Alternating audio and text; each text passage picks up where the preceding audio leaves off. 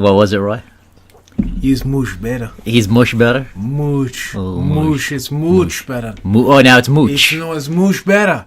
Mooch or mooch? Can I? Moosh. Welcome to Modern Retro. Hello, it's much better now. Welcome to Muda Retro. Hey, what from Portuguese? But it's much better, carai. To like Russian.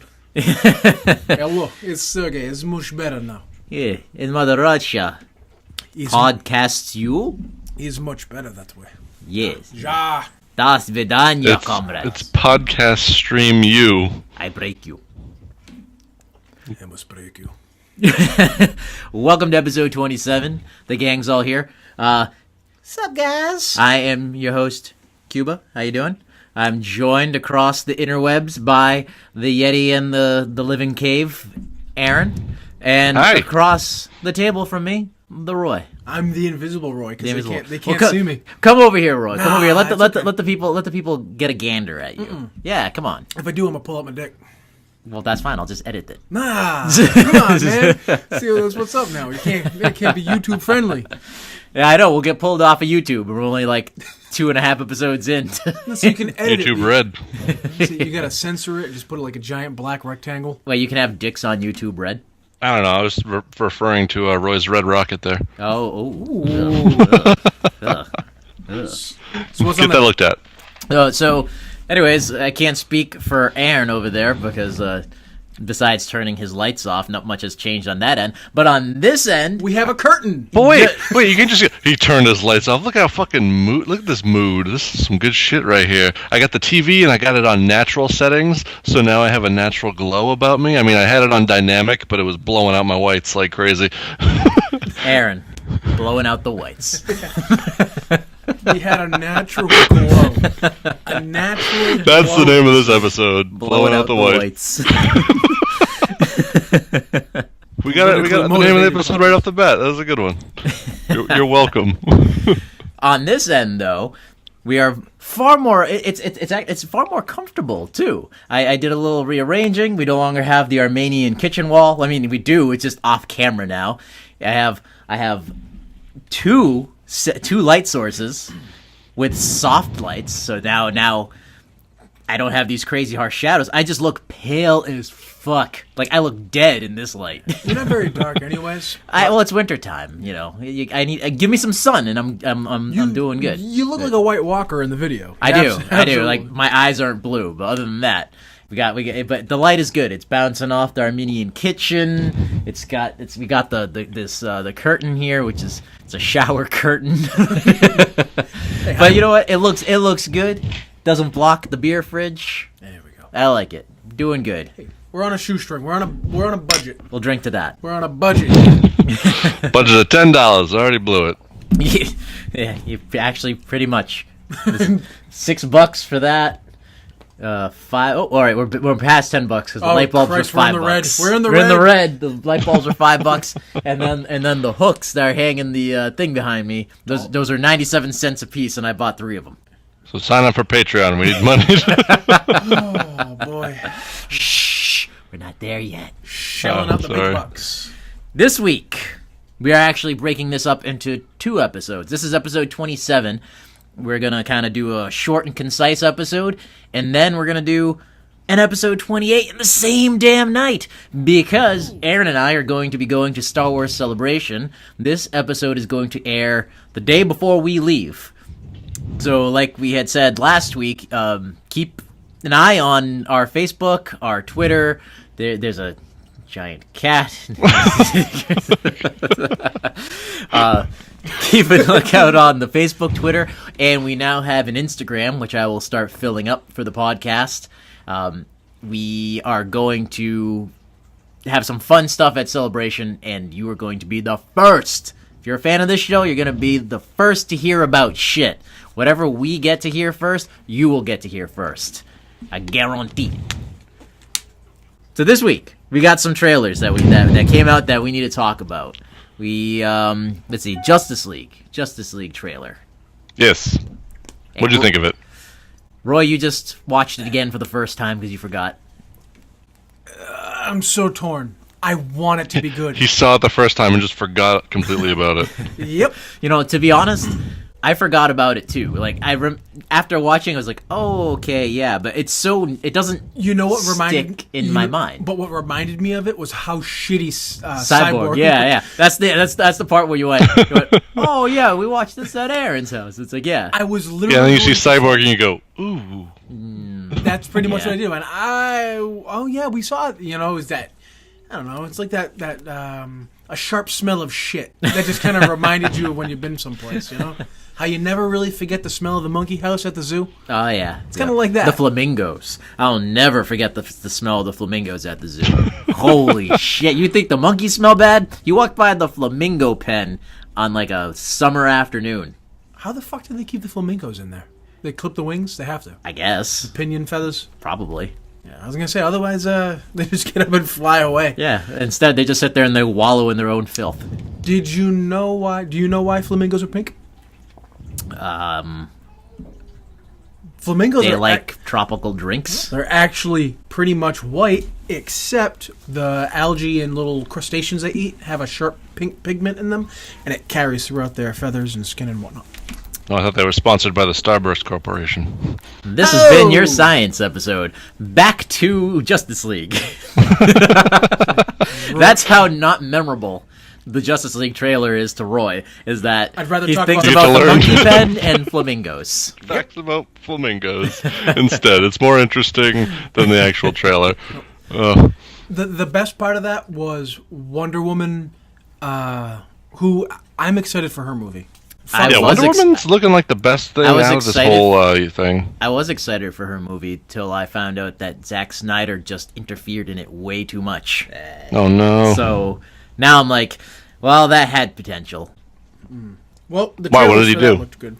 He's executive producer on like every DC movie, so he just was being a pain in the ass, being Zack Snyder.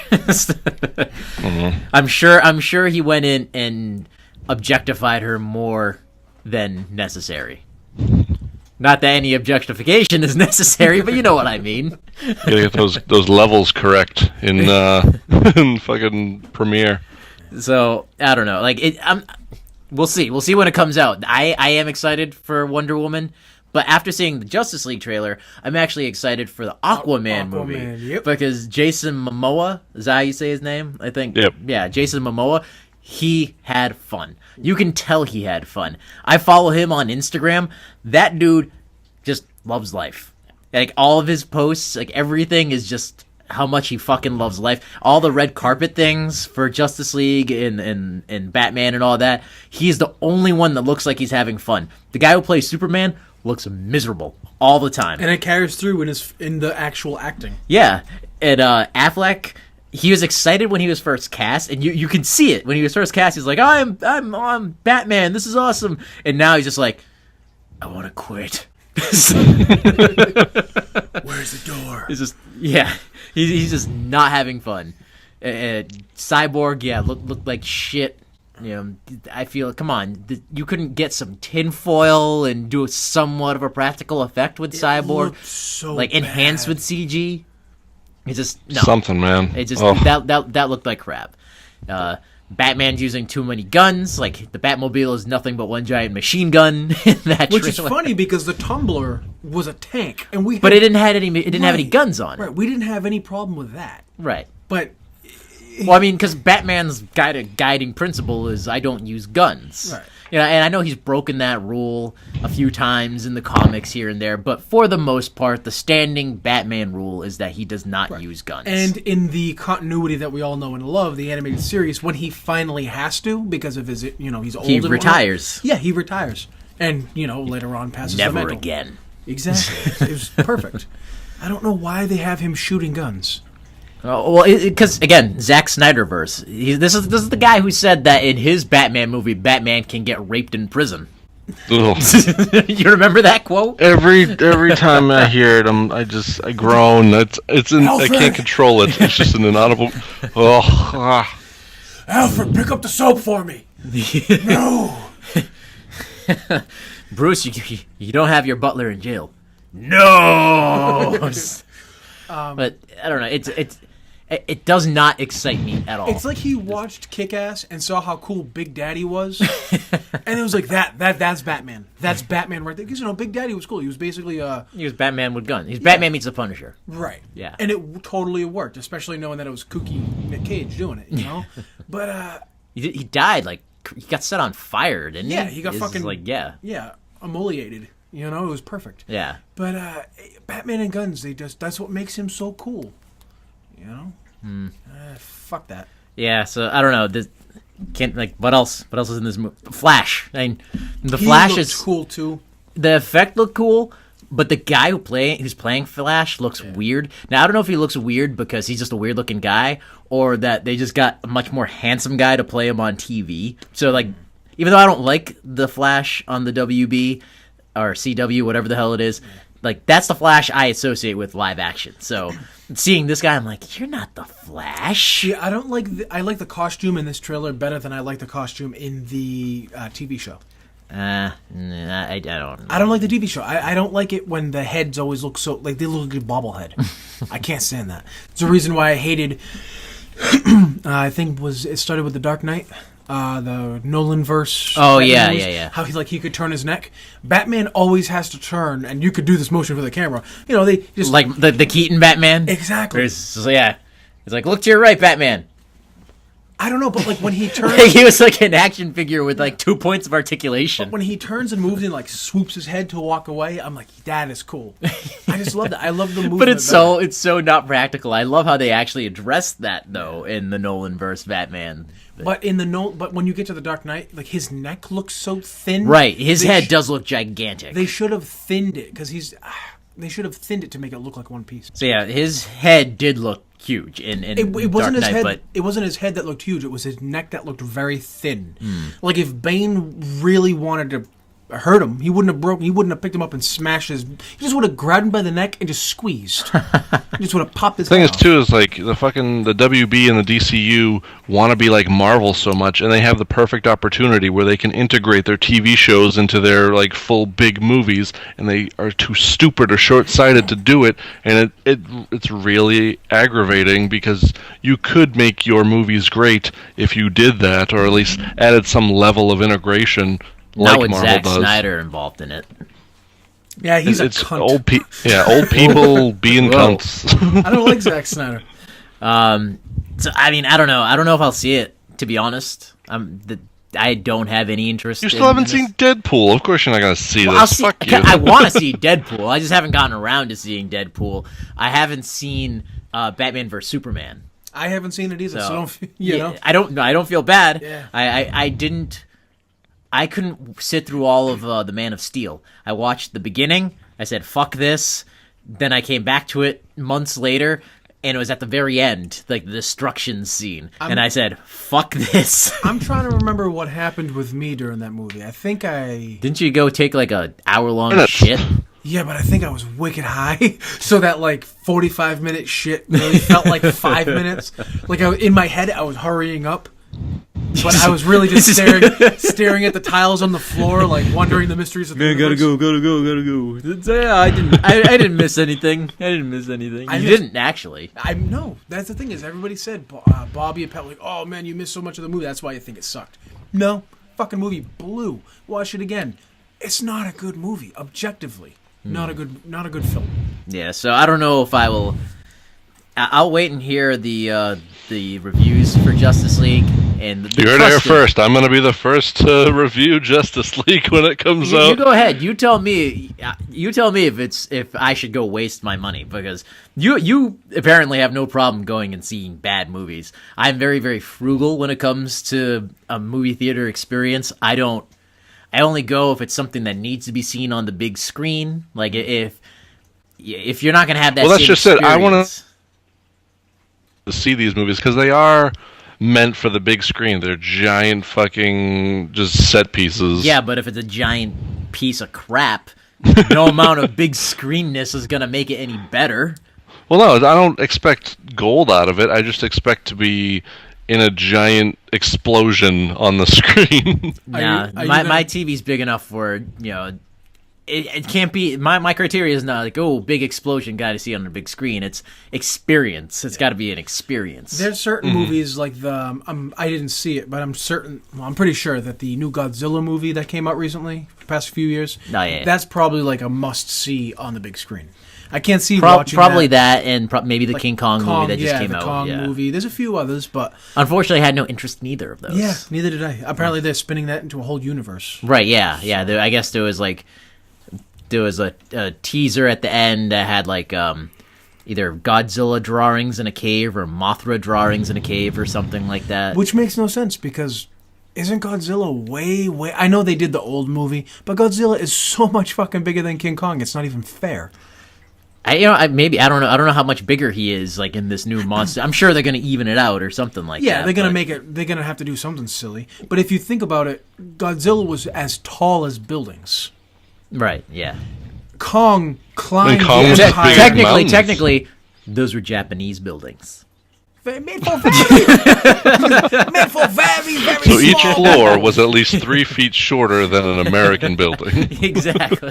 So Godzilla was as tall as buildings, we'll say, any type of building. And Kong climbed the Empire State Building. You know what I mean? And like was on top of it swatting planes. Like, Yeah, but I mean, in all fairness, the Empire State Building is a really big building. Yeah, but it's Japan. They have tall buildings too. You got skyscrapers. Not Tokyo. not as big as the Empire State Building. I'm sure they do. Next trailer, Spider-Man: Homecoming. This is the second trailer for Spider-Man: Homecoming, and although it's still a good movie, I definitely want to see it. Looks like it's going to be the best Spider-Man movie done thus far. This trailer showed too damn much. It definitely did. I'm super excited for Spider-Man, but after this movie, I feel like I watched half the movie already. You mean, yeah, after this trailer. Yeah. After the trailer, yeah. What is up with the obsession with Spider-Man and directors having him in the Jesus pose, pulling two things or stopping two things? Like, remember when he did the train? Yeah. He's done this. This has got to be the third time this has happened. It's at least the second time, yeah, because Tobey Maguire did it. I didn't see the two with the other guy. Pretty did sure he it do happened. That? Pretty sure it fucking happened. Oh, they had him hanging like that or stopping something, you know? And then they have him doing this with some sort of ferry or boat or something like that. Yeah, like it gets Just ripped. imagery to toy with your emotions, Roy. You'll see Spider-Man as a deity. Yeah, but he really the pulling together with his arms outspread. Yeah, he's not that strong. So Yeah, I mean, I don't know, it doesn't work. like Spider-Man can probably lift a car and throw it, but he'll be tired after that. He's not Superman. Right, exactly. He has like he doesn't have super strength. He's got enhanced strength. Yeah. I would say, insect strength. I mean, for their size, an ant is... Well, I mean, think about it. A car's like 2,000-3,000 pounds. Yeah. I can't lift that. Spider-Man can lift that. But, Luke Cage, for instance, will have no problem with 2,000 or 3,000 pounds. Really? Hulk, He can pick up a car? yeah. Huh. Like, in the comics anyways. The Hulk can pick up a fucking building. Yeah. And not break a sweat. So, I mean, it's all relative, but... I feel this is the movies are. What do you mean? Did I just hear Roy say the Hulk can pick up a car like it's a question mark? He literally crammed 2 cars on both fists and then just started punching people with it. You're mistaken, sir. I asked if Luke Cage could pick up a car. Luke So, yeah, Cage. go fuck yourself. Okay. I know my shit. I know the Hulk can pick up things. I was going to say, like, what? What did I just hear? And he didn't pick... Was it cars or was it motorcycles that he picked up and did that? The Hulk? Yeah. I think it was 2 cars. Was it? Yeah. Okay. I'm trying to remember the... was it the Incredible... It was the 2008 one. Yeah, with Edward Norton. Yeah. Yeah. So this Spider-Man trailer, it looks cool. Just it reveals way too much. I'm like, okay, I didn't want to see half this. Yeah. I would have been happy with just that first trailer because it gets you excited. Yeah, You could have ended on the ship, like when he's doing the Jesus pose, but then all of a sudden they like go 2 minutes longer than that. And I'm like, no, I don't. No. Iron Man comes and saves the day. Then Iron Man comes and takes the suit from him. Right. So now he's back in his original costume, which we never really saw in Civil War. Which I like it because it's kind of more like almost looks like the Scarlet Spider type. Ben Reilly. Yeah, it's a little reminiscent of that, and that's cool and all. But I would have liked to have been surprised in the movie by that. It's like you just gave away such a huge plot point because. In the first trailer, people were like, oh, look, he's got the original costume. Maybe it's a flashback to before he got the Stark costume. It's like, nope, nope, Stark took it away. That's why it's actually happening. And like the way they did it, like in this, where Tony Stark would take away his special suit, it almost makes it an origin.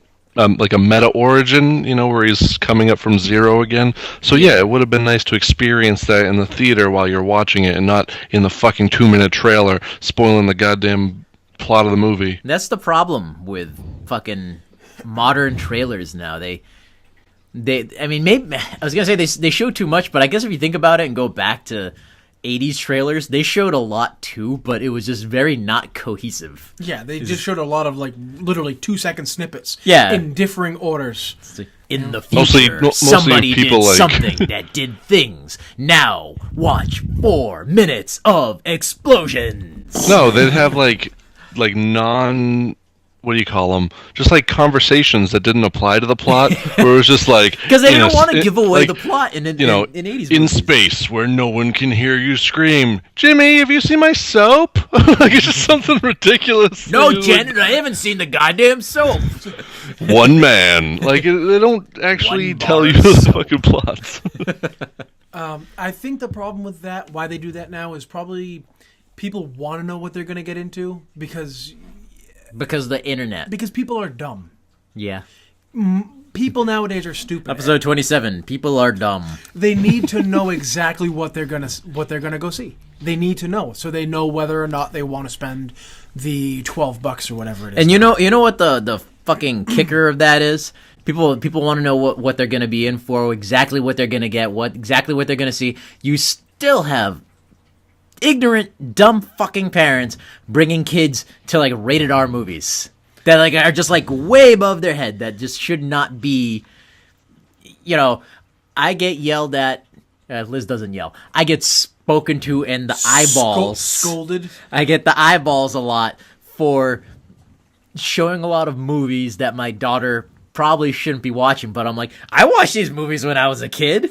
And granted, like, Event Horizon and shit. Well, I'm not gonna have her watch that one yet, but I want her to watch Jurassic Park. And Liz is like, she's like, I don't know. I'm like, no. We're getting into my See, now wheelhouse. we need a camera on you with your whatever the fuck you're doing over there. Now we in my wheelhouse. Jurassic Park is a perfectly acceptable movie. Well, I know. I'm not gonna. I saw that when I was 8 years old. How old is Exactly. Now? Seven and up is a Jurassic Park That movie. is absolutely fine. There is just enough blood to make a kid go, ah! Yeah. But No, not I've enough- had her watch movies that she might not have. She should not have probably seen. But, she's seen them. She's fine. She's done, My kid was more upset at the goat being killed when she saw the leg. Where's the goat? And then the leg falls. Then she was watching Gennaro get eaten by the Rex. That's because kids don't value human life anymore. Well, see, if your childhood consisted of you growing up with early George Lucas, like Dark Crystal or The Labyrinth, and then you ease them into disturbing imagery with some Spielbergs, like it starts at 7, and then you just work your way up. I'm getting her primed. She's playing Lego Jurassic World, which is all 4 games right now. Did she see Jurassic World? She claims to have seen it, but she said it was at my grandmother's, so I think they were told her to turn around and she was watching it in the mirror. Like in the window. Like the reflection. The whole movie? Probably. Why the hell would they have her? That's like some Blair Witch Because I can shit. see my mother going like, "Oh, this movie's too scary. Don't turn around. Don't turn around and watch it." Watch the but wall. as a kid, it's like I did this all the time as a kid. It's like, "Oh, you lost TV. You're grounded." But I'm in the living room. Well, turn around. You're not allowed to watch TV. It's like, all right, I'm just gonna watch the window and watch it on there. Yeah, but I don't understand why they'd put on a movie and then just have her turn around. That's like child abuse. You've met my mother. I know, but like I said, that's some Blair Witch style. Like you have to stare at the wall. No, it's not stare at the that's wall. old She Cuban probably, child your abuse. mother's done That's what that killing is. one child. No, she probably give it's like here's a coloring book or something to entertain her. But this kid is too fucking. I was gonna say clever. She's not. She thinks she's clever, but for her own fucking good. Dude, you just low key roasted your own kid. You know what I mean? You know how fucking kids they think the most clever shit on the planet, but you're like, I was there first. Oh, yeah. That's because we're dumb little shits too. We're just dumb little shits that know better now. Yeah. You know? Look at us now. Now we sit in the basement and swear and talk a lot. I know, every time I go over to like Akota's computer, she gets like kind of antsy, and I'm like, "What you antsy for? What's the matter?" I don't know. I don't know what the deal is with girls and porn on the internet. I mean, I know they look at it. I can only speak for myself. That I'll never forget that time that my dad came in my room that one morning, sat down, and said, "Yeah, I was going through the history, and damn, you need to calm down because that shit's gonna fuck you up." And then he left. Yeah, I remember getting caught with LimeWire and Kazaa. I didn't know that you could go down into one of the tabs and like delete then scroll down the names of the things that you had and then deleted, so you could like access them to re-download them quickly if you wanted to. I didn't know I could do that, so yeah, there was a lot of shit that was in there. It's part of growing up, the trial and error of hiding your porn on the internet. Now, if you ever want to know what really is going on, Aaron, take that computer when she's not looking and just go into the other room and just shut the door. Watch how fast she kicks that fucking door down. She will vault over that wall. The problem with it is she's running. I've become my mother. I don't know how to use fucking computers anymore. Like, what are all these fucking blue squares? I don't understand what's going on. Oh, on a Windows? Oh, it's yeah. Microsoft 10. Yeah, fuck Windows. Yeah, it's awful. So I don't even know how to check shit anymore. I just go near a program and I'm like, to gauge her reaction. I'm excited for Spider-Man. Superman. Super Spider-Man. I'm definitely excited for it, and that's definitely on my to watch list when it comes out. One thing I've never been excited about, and I've never liked that really turns me off when I saw it, is that webbing, the gliding webbing. Don't know why I hate that so much. Oh, under his armpits? Yeah, like aesthetically, I don't think... I've always thought it was weird as a kid, too, because it's like... In my mind, I'm always like, he's got like stinky armpits or something. He's got spider webs. Yeah. That's like what always... And then I think like, what was it? Todd McFarlane? There was somebody in the early 90s took like the webbing under the arms and essentially made it into a fucking cape almost. Do you remember that? No. I don't remember. It was short. It was a short time. I don't know if it was Todd McFarlane or someone else, but instead of being like one neat little spider web thing, it was all tattered and shit, and it was super long. Whoever that artist I thought that was Spider-Man 2000. No, 21.99. His was like red, and and it was like a legit cape. I'm talking about regular Spider-Man. They were like diesel pit webs. See, the thing that I like... Wow. See, the thing that's really cool is that Spider-Man cannot fly. Diesel Pit Webs, podcast name. Hope you're writing that down. Spider-Man can't fly. He can just swing using the... Now when you can glide, kind of takes away the whole like oomph of all the... Well, you also have to remember that it's... He's known as the web slinger, not the slow glider. You also have to remember that it's a suit by Tony Stark, so...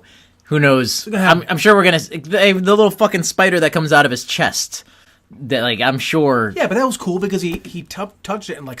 Yeah, but who's to say he doesn't have like little repulsor lifts or something in his fucking suit because it's a Tony Stark suit? Well, see, that's funny because that also takes me back to Batman Beyond, Terry McGinnis's Batman. I always hated the stupid rocket booster things that were in his boots. I always see, I didn't mind that. I thought that was cool because like this is the future. Of course, Batman has to actually fly.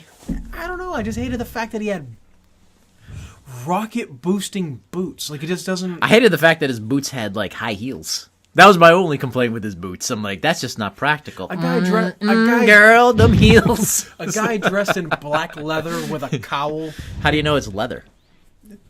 I don't know. Batman always looks like he's dressed in leather, doesn't he? I didn't get the impression that Batman Beyond's suit was leather. Not Batman Beyond, but regular. Batman. He's a weirdo. Well, yeah, Michael Keaton Batman was fucking full on leather. Like, yeah, he was a fucking leather factory. he was a fucking Judas Priest video.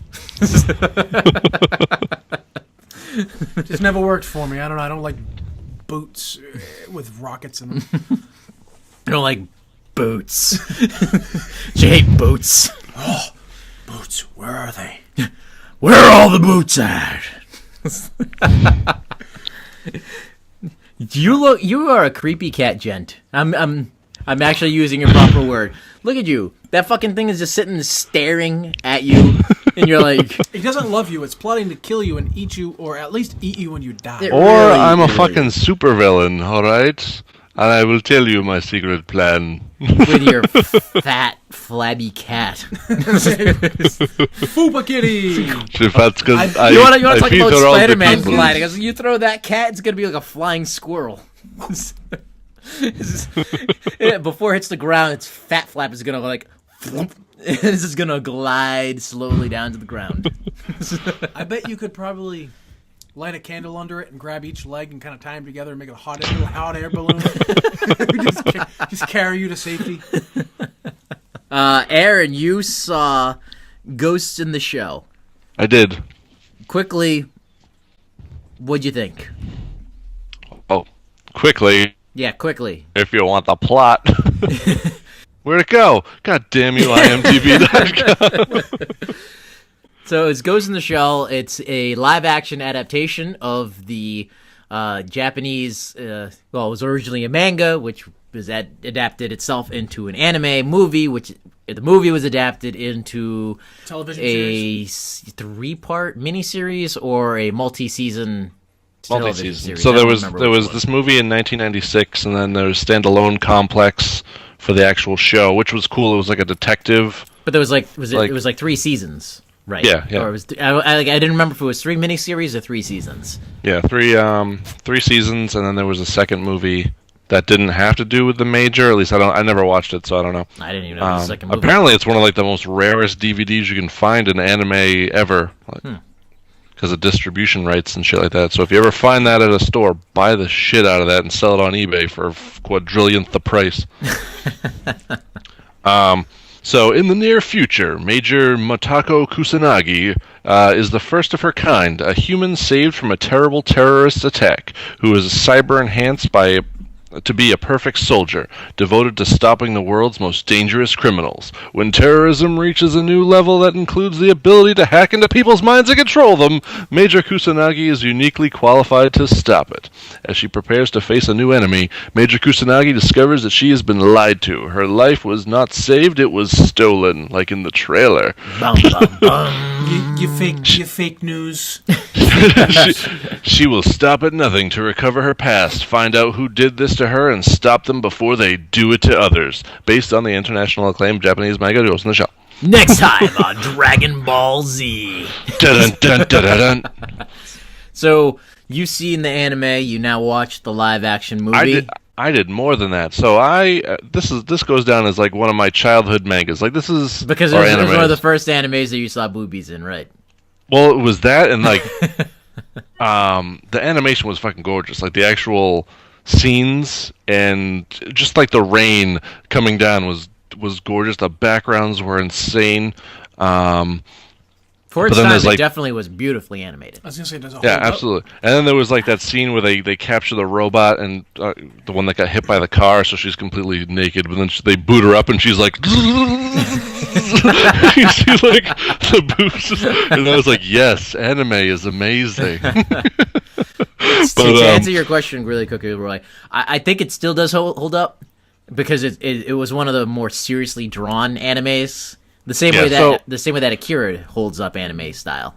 I had like a movie night with the family before going out to see this movie because they had never seen it either. Like we had to watch the dub, and that's kind of the only way I remember Ghost in the Shell is through the dub. And I found out that I have a catchphrase that I use on the daily, or at least throughout my life, that came from that movie. You know how like when you see an old movie and you hear a catchphrase, you're like, hey, I say that. That's where I got that from. This one is, you don't even remember your own name, you stupid dickhead. I don't think I've ever heard you say that. Neither have I. I don't know, I've Is said it a it to you guys catchphrase of the two people that see you and talk to you on the daily don't even fucking remember you ever saying that? Maybe I just do it behind your back. I don't know, but I say it. I've definitely said it.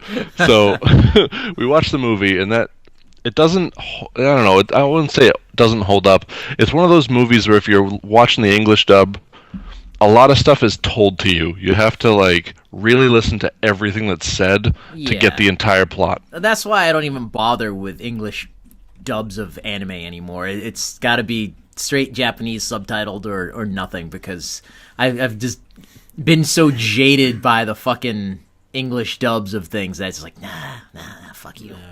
Yeah, it was wicked frustrating too, because like, when the heater kicks on, it sounds like you're driving in a car. So normally people are also talking, so we put on the subtitles. Only the subtitles were set to the Japanese, the Japanese audio. So the English subtitles are completely different from what's actually being said on the English dub, and you can't change it so that they correspond. Huh, weird. There's no English subtitles for that? There is, but they're from the Japanese translation, okay. not from the English dub. Fucking weird. So, how was the new one then? So the next day we went to go see Ghost in the Shell in IMAX, and I have to say this is probably one of the best adaptations I've ever seen of anything adapted from a manga, anime, or video game. it looked like it was pretty faithful from everything I saw in the trailers. It's not. So they released 2 minutes of the intro online, where it was the scene where she's being created, and they added the old music with like, no, it's like, no. They don't do that in the actual movie. It's more of a subtler kind of version of that song, so it's mostly instrumental with like a little bit of harmony in the background going, ah. So you can definitely tell it was more homage than complete ripoff. And what they do is, I guess they compile all those, the movies and the show, into one cohesive story, and then where they can fit in the scenes from the anime, they do it flawlessly. Interesting. And what they do in this movie that Beauty and the Beast failed to do in their adaptation of an animated thing was they made it their own. They made you invest in the character, which was nice, because you're like, oh, okay, like I can connect with her, and I can see where she's coming from, so on and so forth. And they completely succeeded. Like, I want more of this movie. I want more of this fucking movie. I want more movies of this kind, because the world that they created gives Blade Runner a Blade run for its money. Wow. Wow. Yeah. How fucking what third-rate hack website did you pick that line up from? I used it before. Anyway. All right, so how many? It's gonna be out. It'll be its second weekend. This will come out after its second weekend. It bombed at the box office. Came out number 3, making 18 million. But I know this is clearly gonna be a cult classic. Clearly. But how many fucks would you give it? I would give it 9 fucks. 9. Eight or 9 fucks. I'd say 8 or 9 fucks. I mean, that's a hefty bucket of fucks. Yeah, but I will say, well, let me get into it, because they definitely cared. They definitely cared enough to create and establish this world visually, and there's no other like it. It is fantastic. From the set pieces, the world, the special effects in general with the characters, mind-blowing. They get a fucking bucket of fucks for that. And when they actually recreate the scenes from the original anime, it's flawless. It fits into the story, so it makes sense. It's visually, like, again, amazing. And they add little things like detail into the scenes that you can do with video that you couldn't have done with animation. The only point that it drops the ball is in the overall narrative. The scenes do get a bit jumpy. It jumps around a lot, and it's hard to follow if you're not really paying attention. This is definitely a movie you have to go in and pay attention to. It's probably another reason why it didn't do well. Yeah, I mean, it's not enough to kill the movie, but you definitely have to, it's definitely cult classic kind of following for sure. Question. Yo. Is this the kind of movie that somebody... I've never seen any kind of Ghost in the Shell or anything, of the... Of its ilk. Yeah, of any of the series. I guess my question would be, is this a 9 out of 10 because... Do you think you have any sort of... I guess I'll just use the phrase that we were going to use for another topic after, is nostalgia glasses of any kind. Like, Spoilers. if you're looking at this and the reason it has such an impact is because it was something from your childhood, or is this something that I'm going to watch who, like I said, have no previous exposure to Ghost in the Shell, and will I enjoy it as much? Is it just that good of a film? Well, to give you the context, I guess, well, definitely it's nostalgia factor, but I give it that high because I can definitely tell that they cared enough. Mm-hmm. Almost kind of like an example, because the Silent Hill, the first movie, was like visually amazing. You can definitely see that they cared about the source material, and then it just kind of falls apart near the end. Yeah, the filmography on that one was great, but the story, they just took a shit on it. So yeah, they don't shit on the story, but it definitely kind of falls apart in the third act, where so the anime dealt with a program becoming sentient in the ocean of the internet. Basically, the birth of Skynet, essentially. That was the which was remarkable at the time, because the internet was like in its infancy. Probably still called the DARPA net at that point. And what it was doing, it was puppeting people who had augmentations in their brain that were hooked up to the internet. It would jump in you, create a false reality, and mind control you to do something. Okay. And the agency 9, it was set to find it, but they couldn't find who the actual person was because there was no actual person. So they were just kind of running in circles. And if you find out later that another area of the government, Section 6, created this program for espionage, to fuck with diplomats just and get what they giving away wanted the whole politically. movie to everybody, man. This is the anime. This has nothing to do with the actual movie itself. And that's my only nitpick for the actual movie, is that they took away that whole artificial intelligence birthed on the interwebs and merged that with, I guess, a different plot from somewhere else in the Ghost in the Shell lore, where it was, I won't spoil the that, 3 seasons are on Netflix if you want to go check them out. Yeah, not the cool. original movie, but now, to watch the series, do I need to see the movie first? No. Okay. Not from my. I only remember. I don't remember what season I saw, but it definitely was its own story. Okay. It just had the same characters. I'll check it out. They're just essentially investigating a different crime. So, if you're gonna watch anything Ghost in the Shell, do this movie, because Courtney watched the movie and she couldn't follow the fuck out of it. She goes, "I hope the movie is actually better," and she liked the movie as it was, as its own thing. To get into Ghost in the Shell, it was it was a good introductory into the lore. Yeah, absolutely. Okay. No, so fuck whatever the politics are about whitewashing, because it's all garbage. Go see this fucking movie. Actually, give it some money, because I want to see more of this shit. Unfortunately, you won't, but I would definitely want to see it. But 8 or 9 fucks, that's a hefty amount of fucks. I wonder what it is on Metacritic or whatever it is, Rotten Tomatoes. I wonder what the scores are on it. I'm not sure. We'll look that up.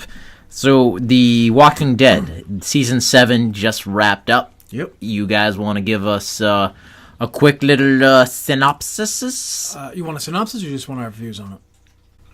Just what happened and what do you think? Because this season, you guys are at odds with the majority of people watching this season. Most of the things I have not seen this season. I'll watch it when it comes on Netflix and just binge the season. I don't watch it live as it comes on, so I can't speak to it. But you guys have liked this season a lot. I would dare say you say it's the best season of The Walking Dead thus far. No, well, or at least it was the first half of season 7. Not better than the first season. Got to get that in perspective. It's the best. I don't even count the first season, okay, because 3 good episodes does not constitute a season. You say in the first season you only like 3 episodes out of that? Yeah, because there's 3 episodes, then they went to the CDC and it started to suck. They got to the CDC in the 8th episode. Are you sure? I'm sorry. You know what? The first season was only 6 episodes. Was it 6? I thought it was like 4. But either way, it was a very short first season, and it was good. It was very good, and then the show took a digger right into a pile of shit, and it's been digging its way out ever since. Well, they definitely dug their way out this season, no matter what. I definitely think so, 100%. But you have been, like I said, you've been at odds with critics and the rest of the American viewership but that have been complaining ad nauseum about this season. If you go to any site, for instance, IO9, right? Go to IO9 or Kotaku, any site that's going to have this kind of stuff. Look at the comment section, and you will see most people hate on these episodes. They'll say, "Oh, this episode sucks. Nothing happened. I sure miss when zombies were actually, when the show was about zombies." Like, they don't understand. They don't know what makes The Walking Dead The Walking Dead. Right. Let's just say you haven't seen this Walking Dead in such a long time that all the people are pissing and moaning because it's actually getting to where we've wanted to see it be. Right. They're actually following the drama of the comics as far as the human interaction goes, and that's why people can't stand it. It's just fat, Dorito, Cheeto-fingered, sloppy, American fucking fat idiots that just want to sit on the couch and let their kids watch it and complain when somebody gets hit with a bat, and then bring me more I want to see more zombies. That's all it is. Tell us how you really feel, Roy. No, just fuck those people. No. I'm right with you. I completely agree. I completely agree. They're ruining. People miss the point of the fucking show. They miss the point of the comics, and that's where the show, like you said, took diggers when they put too much. The zombies, as we've always said, are supposed to be, yes, a threat in the beginning because they're new. Nobody knows how to deal with them. Then they kind of gain defenses. They know how to deal with them. They learn. The people learn how to deal with walkers and zombies. Now, to this point, other people you have to worry about, and the zombies are a background threat. Right. They're in the backdrop that will easily fuck you up as soon as you're not paying attention. That's why you always have to be on your guard. Mm-hmm. They're like that baseline of tension that it doesn't really drop because anything could happen at any point. And then the people are like these spikes in tension. You know what I mean? Right. People don't seem to fucking understand that. And it irritates the shit out of me because it really is just idiots. That's what always bothered me about The Talking Dead. First of all, I won't say that you don't necessarily need a show talking about a show.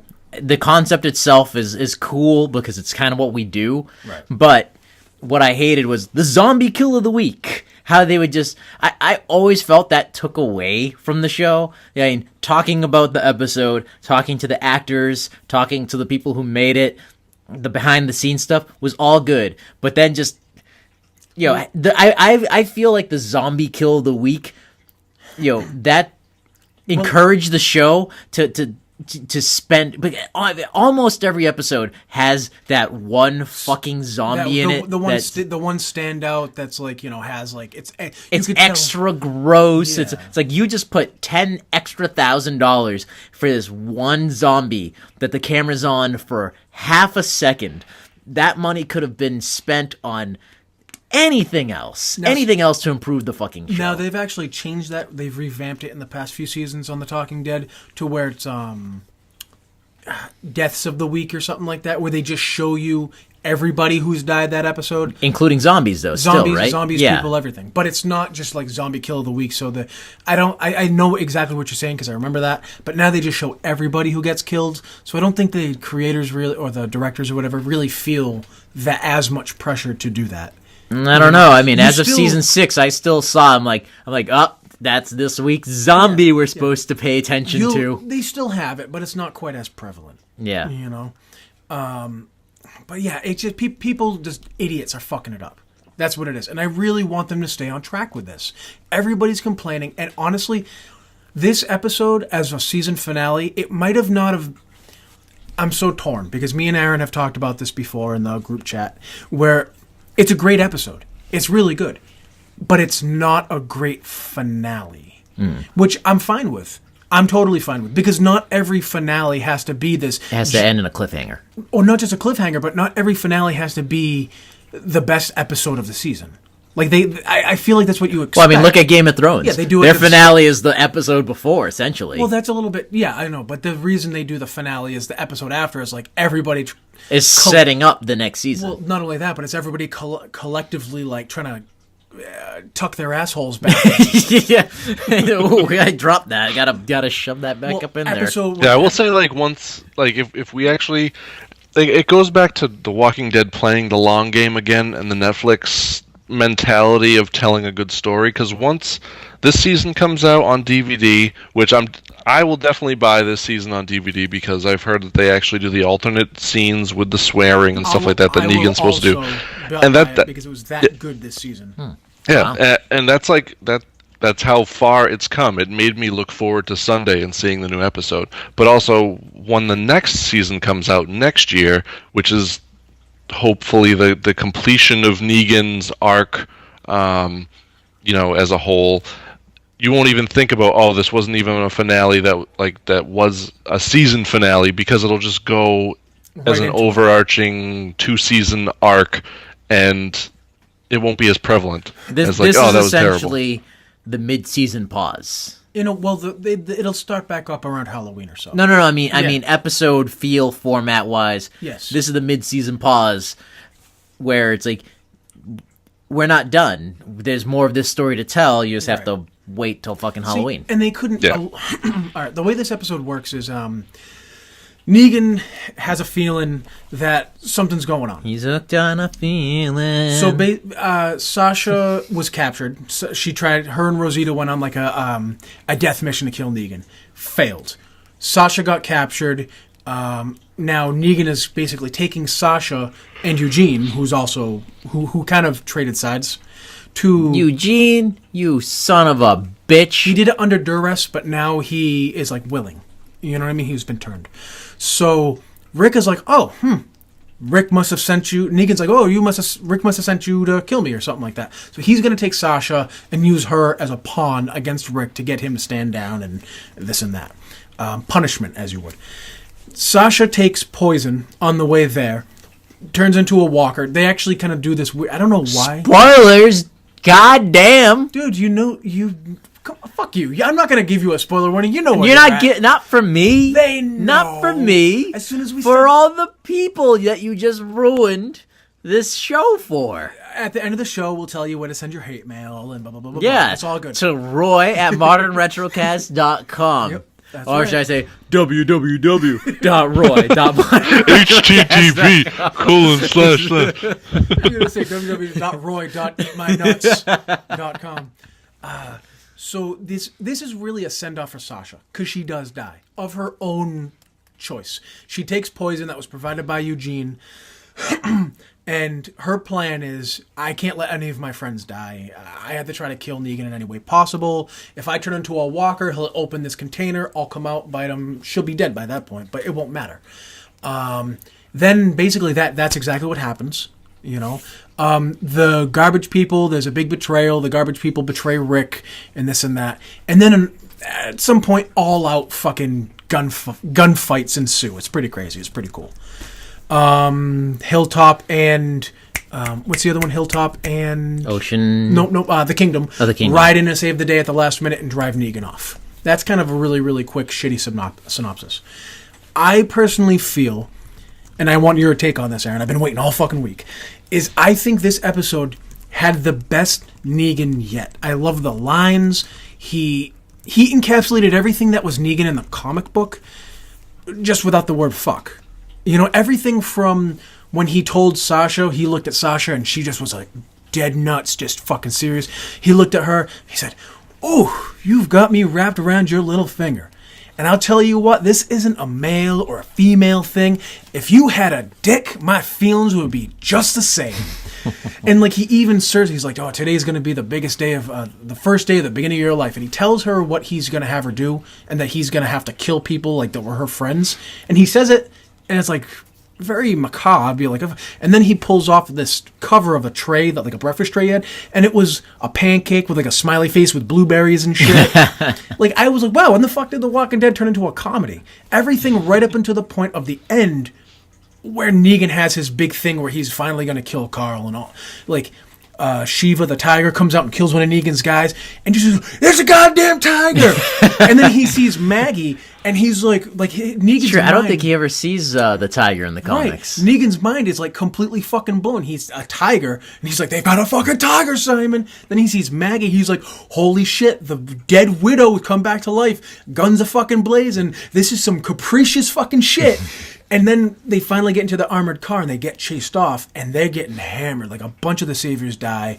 And even to the point they're driving out the armored truck, Negan with the window down, just as they're driving away, has his middle finger out the window as they go. Like, it was just perfect Negan all the way Does he through. do that Yeah, thing? not a lot of wide shots to see him stand like a pansy. It was pretty good. Yeah, like this. I want a poster of that. All the bullets tinging off this fucking truck as they're driving out, and his middle finger, his arm was just out, like "fuck you." Does he do that thing from the comic where he tells the people in Alexandria to throw Carl over the wall, and then he continues talking to Rick and he goes, "Jesus fucking Christ, they're really not going to throw that kid over the wall, are they?" No, because they take some different steps yeah. away from the comic, but it all works. I do have some. Aaron, do you want to give your ideas on Negan first before we get into? Oh no, you pretty much summed him up pretty good. Oh, good, nice. Good job, bro. The only thing I did. All right, so do you have? You know about the garbage people? They call them the heapsters, like the hipsters, because they look like a German goth, like modern band. Nope. All right. There's these people that live in a dump, basically, that Rick and his crews have kind of allied themselves with, and they gave them guns so they would help them fight Negan. They betrayed Rick's group, and they sided with Negan instead. And it was a really good twist, but they telegraphed it too hard. Like, they had, it was really obvious. They had one woman who just looked really skeezy, like, looking around real sneakily. And then they had an interaction with one of the broads in Michonne, who was like, "Oh, we win. When we win. When we..." Like, it wasn't carried off very well. A little too obvious. Aaron, your thoughts? Yes. Yeah. Sorry, jump in at any time, man. So this season, you're saying, was better than what the critics and people are complaining about. 100%. And you are, without a doubt.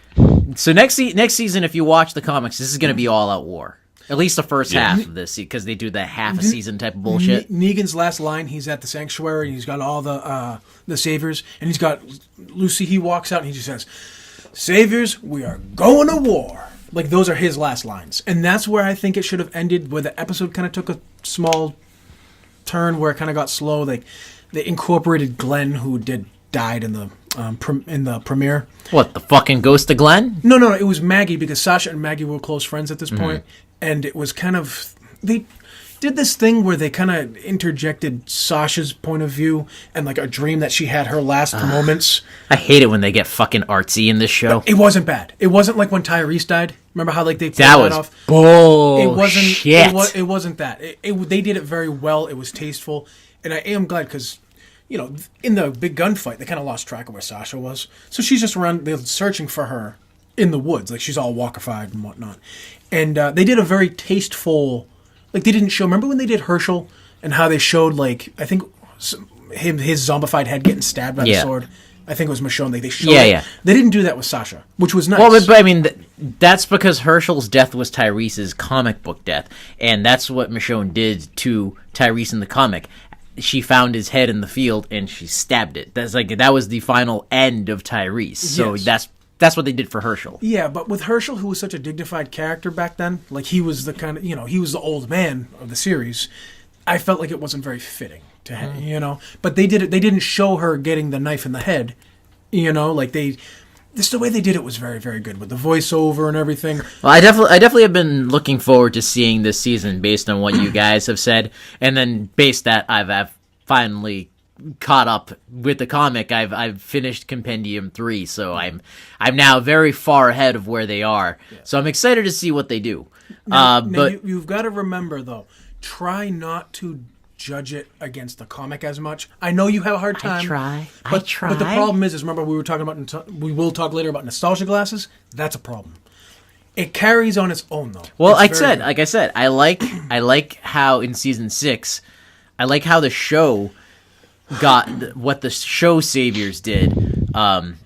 Like cornering Rick in his group by blocking off all the ways to the hilltop. Mm-hmm. I thought that was much cooler than the way it's done in the comic. That's what I feel like a lot of this season has. Remember way back when we used the words, me and Aaron together, we're like ratcheting up that tension. You can see people like slowly lose it.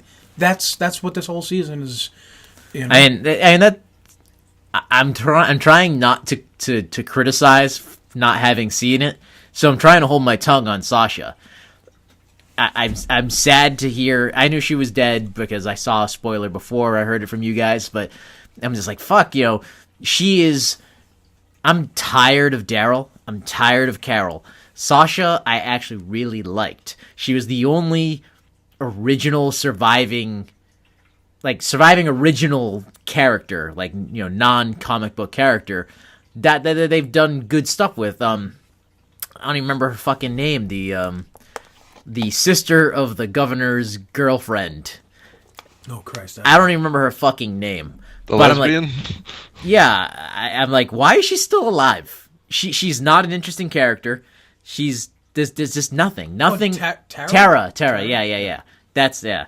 I'm like, why is she alive? Because she's the happy-go-lucky, hopeful one. Yeah. But in Robert she had a good episode this nobody's season too that kind of got you invested. They die. She has. Aaron just said, I know you probably couldn't hear it over you, but she does have a good bit of an arc in this. You know what I mean?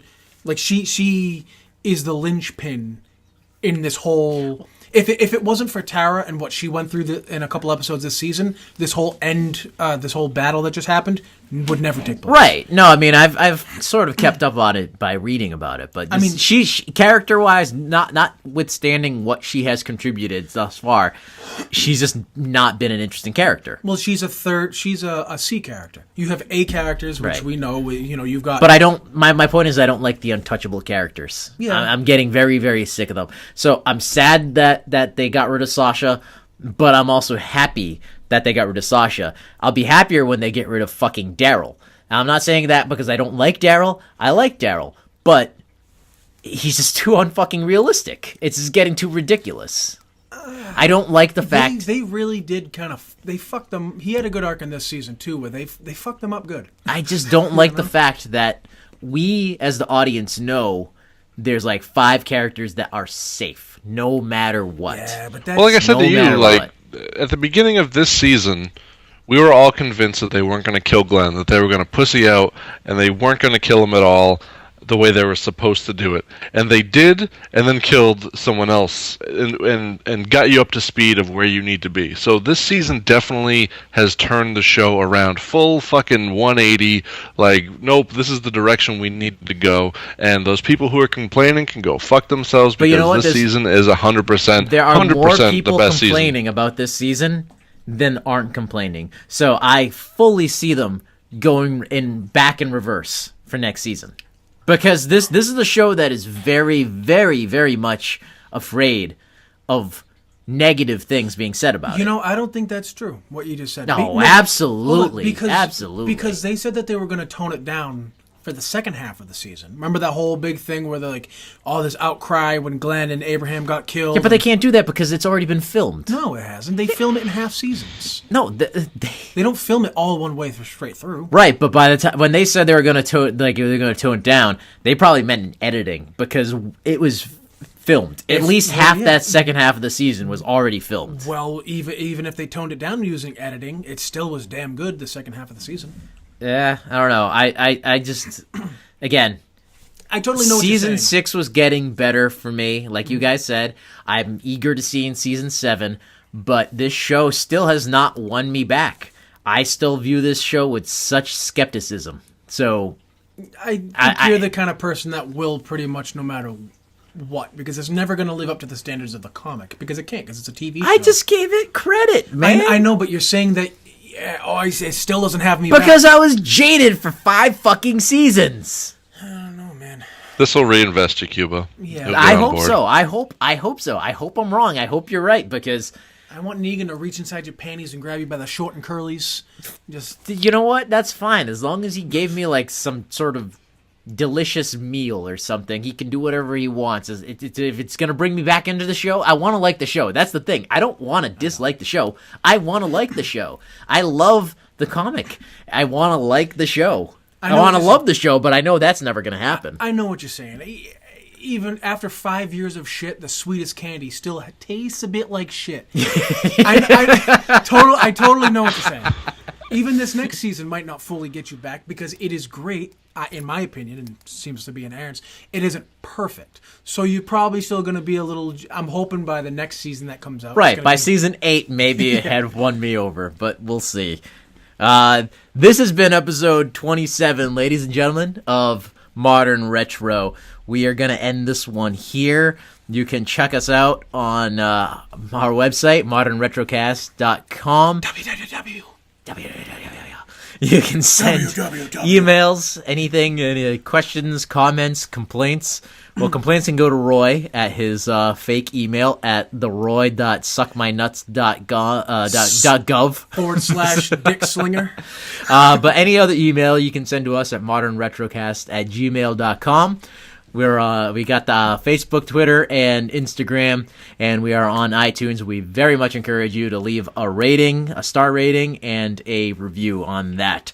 Don't forget to go to YouTube. We got a bunch of new videos up, and we just tested out posting the full episode of last week's episode on YouTube. So if you want to see video of Cuba and I talking, check that out. This episode probably won't air in full because no one's going to fucking notice that, Cuba, so shut the fuck up about it. No one's going to watch this episode in full because Cuba is not on half of the fucking episode's video for some reason, so if there's a highlight reel, it'll probably just be me pointing at myself. I am on it. Don't worry. I'm not, because I wasn't here last week or the week before that. But yeah, head there, and there's going to be some new videos as well with interviews from all of us, so you can get to know us. Because we're fun guys. Yeah. And I really want to make a email now that says Roy the Dick Slinger at like gmail.com. Go right ahead. I think I should. Go right ahead. I will link that email to your bio on the website if you want it. Oh, that's grand. That's grand. And like I said, this episode is going to come out right before our trip to Celebration, so please just keep checking our Facebook pages. We are going to have updates. We're going to have pictures. We're going to have we're going to try some Facebook Live things, and check out our Instagram. It's Modern Retro Podcast on Instagram, and we are just gonna social media the fuck out of Star Wars Celebration. So we're gonna have a good time, and we hope you're gonna live vicariously through us. Thanks for listening, guys. This has been episode 27.